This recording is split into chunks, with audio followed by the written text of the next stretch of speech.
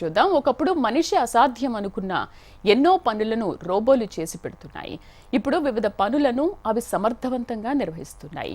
మనిషి 10 రోజుల్లో చేసే పనిని రోబోలు నిమిషాల్లో చేసి పెడుతున్నాయి. దీంతో రోబోల వినియోగం రోజురోజుకు పెరిగిపోతోంది. ఇప్పటికే పలు చోట్ల హోటళ్లలో రోబోలు ఆర్డర్లు తీసుకుని కోరుకున్న ఫుడ్ను తెచ్చిస్తున్నాయి. వాటి పనితీరును చూసి పలువురు ఆశ్చర్యంతో ముక్కున వేలేసుకుంటున్నారు. తాజాగా అమెరికా ఆసుపత్రుల్లోనూ రోబోలు సందడి చేస్తున్నాయి. రోగులకు అవసరమైన సేవలను అందిస్తున్నాయి. అమెరికాలోని ఇల్లినాయిస్లోని ఓ ఆసుపత్రి ఆవరణలో 5 అడుగుల రోబోలు 2 తిరుగుతున్నాయి. వాటికి మ్యాక్సీ అనే పేరు పెట్టారు. వైద్య సేవల కోసం వచ్చే రోగులు వారి బంధువులకు సాయం అందిస్తున్నాయి. ఈ 2 రోబోలను టెక్సాస్కు చెందిన డిలిజెంట్ రోబోటిక్స్ రూపొందించింది. ఆసుపత్రిలో సిబ్బందికి పని భారం తగ్గించడమే ప్రధాన లక్ష్యంగా ఈ రోబోలను తయారు చేశారు.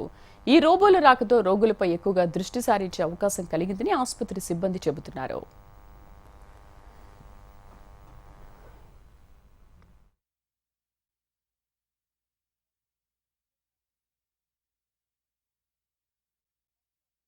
రోబో నర్సుకు భాగంలో ఓ డిజిటల్ స్క్రీన్ ఏర్పాటు చేశారు. ఆ స్క్రీన్ లో రోబో ఐడి కనిపిస్తుంది. దానికి కేటాయించిన ప్రత్యేక కోడ్తో ఆసుపత్రిలోని వివిధ విభాగాల్లోకి తలుపులు తెరుచుకుని వెళ్తూ 24 గంటల పాటు సేవలందిస్తోంది. చాలా తక్కువ సమయంలోనే తన బ్యాటరీలను ఛార్జ్ చేసుకుంటోంది. ప్రస్తుతం మ్యాక్సీ రోబో 6 ఆసుపత్రి సిబ్బంది చేసే పనులను సులభంగా నిర్వహిస్తున్నట్లు ఆసుపత్రి వర్గాలు చెబుతున్నాయి. టెక్సాస్లోని ఎల్మ్హార్ మెమోరియల్ ఆసుపత్రిలో 2022 జూన్ నుంచి 2 రోబోలు పనిచేస్తున్నాయట. వైద్యులకు అటు ఆసుపత్రులకు వచ్చే రోగులకు తన సేవలను అందిస్తున్నాయి. ఆసుపత్రికి వచ్చే రోగులు కూడా రోబోల సేవలకే ఎక్కువగా ఆసక్తి చూపిస్తున్నారట. తమకు వైద్య పరికరాలు, రిపోర్టులతో పాటు ఇతర సేవల్లో తమకు సహకారం అందిస్తున్నాయని వైద్యులు చెబుతున్నారు. ఈ 2 రోబోలు నెలకు 1800 ప్రసవాలను చేస్తున్నట్లు ఎల్మ్హార్ మెమోరియల్ ఆసుపత్రి వైద్యులు వివరిస్తున్నారు. ఆసుపత్రి ఆవరణలోనే 1600 కిలోమీటర్ల మేర అవి సంచరిస్తూ సిబ్బంది భారీగా శ్రమను తగ్గిస్తున్నాయి.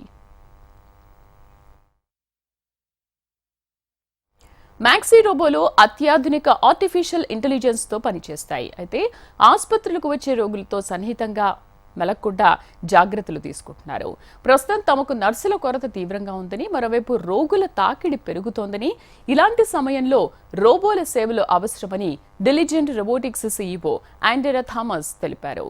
అయితే ఎల్మ్హార్ మెమోరియల్ లాంటి ఆసుపత్రులు ఈ రోబోల కోసం ఎంత చెల్లించాయో డిలిజెంట్ రోబోటిక్స్ వెల్లడించలేదు. కానీ రోబోలను కేవలం అద్దె ప్రాతిపదికన పనిచేస్తున్నట్లు తెలుస్తోంది. అంటే రోబోలను తయారు చేసి ఇంతకాలం వరకు సేవలందించాలని ఒప్పందం చేసుకుంటున్నాయి.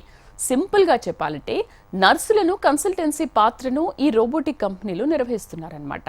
అంతేకాదు ఈ రోబోలను ఆరోగ్య సంరక్షణ విభాగంలో ఆయా ఆసుపత్రుల ప్రత్యేక అవసరాలను బట్టి విభిన్నమైన ఫీచర్స్తో తయారు చేస్తున్నాయి.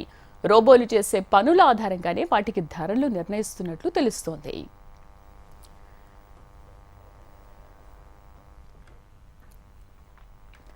నిజానికి అమెరికాలో నర్సుల కొరత రోజురోజుకు పెరిగిపోతోంది. దీనిపై నర్సులు, వైద్యులు ఆందోళన వ్యక్తం చేస్తున్నారు. పని భారం పెరుగుతోందని, అదే సమయంలో పనికి తగిన వేతనం ఇవ్వడం లేదని కొంతకాలంగా ఆందోళనలు నిర్వహిస్తున్నారు. 2021 నుంచి 2022 మధ్య కాలంలో అమెరికాలో ఏకంగా 1,00,000 మంది నర్సుల సంఖ్య తగ్గిందట. అమెరికా వ్యాప్తంగా ఆసుపత్రుల్లో 15% నర్సుల కొరతతో ఇబ్బంది పడుతున్నాయి. 2023లోనూ ఈ సమస్య మరింత జటిలం కానున్నట్లు నిపుణులు చెబుతున్నారు. ప్రస్తుతం అమెరికాలో XBB 1.15 వేరియంట్ వేగంగా విజృంభిస్తోంది. కేసుల సంఖ్య విపరీతంగా పెరుగుతోంది. జనవరి 8 నాటికే 44,000 మంది ఆసుపత్రుల పాలైనట్లు నివేదికలు చెబుతున్నాయి. కేవలం ఒక్క న్యూయార్క్లోనే డిసెంబర్లో 32,000 మంది వైరస్ బారిన పడి ఆసుపత్రులు చేరినట్లు తెలుస్తోంది. అదే సమయంలో ఆసుపత్రుల్లో మాత్రం సిబ్బంది కొరత ఇబ్బంది పెడుతోంది. ఇటీవల న్యూయార్క్లో నర్సులు పెద్ద ఎత్తున ఆందోళన చేశారు. నిజానికి నర్సుల కొరత లేదంటున్నారు నిపుణులు. సరైన వేతనం లేక ఈ వృత్తిని మానుకొని ఇతర వృత్తులకు మొగ్గు చూపుతున్నట్టు తెలుస్తోంది. ప్రధానంగా యువ నర్సులు ఈ వృత్తిని వీడుతున్నట్లు నివేదికలు చెబుతున్నాయి. 25 నుంచి 34 ఏళ్ల వయస్సున్న నర్సుల్లో 6 నెలల్లోనే 31% మంది ఈ వృత్తికి గుడ్ బై చెబుతున్నారట.